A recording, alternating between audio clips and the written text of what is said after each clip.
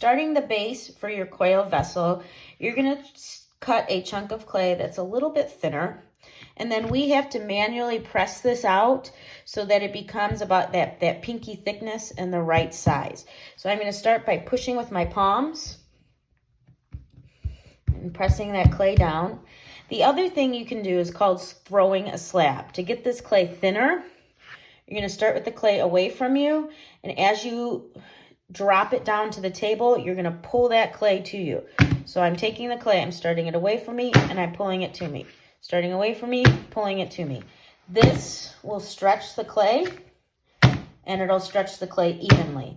And I'm grabbing it from different angles as I do this, so it widens it in all directions, instead of, if I just kept doing it left to right, it would stretch it this way, which maybe some of you want that, but I'm going something for that's more rounded.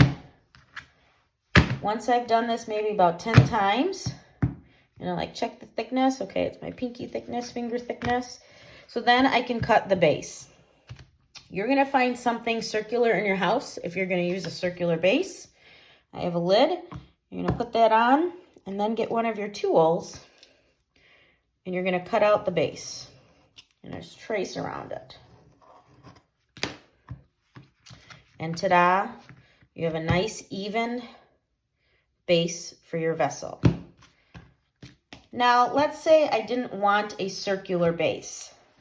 You can start with your clay again. So I'm going to press out my clay,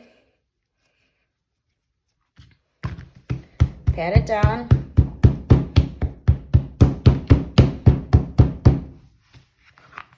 flip it over, pat it down again, throw my slab,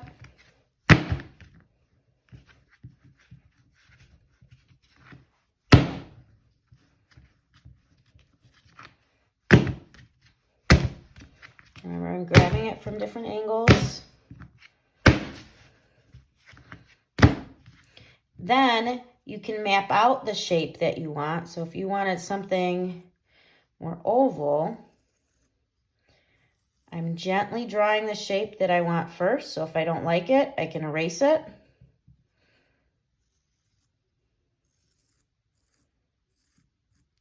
Then once I like that shape, I can then cut that out. So those are your two approaches to cutting your base, depending on whether you want something circular, oval, square, whatever you have planned.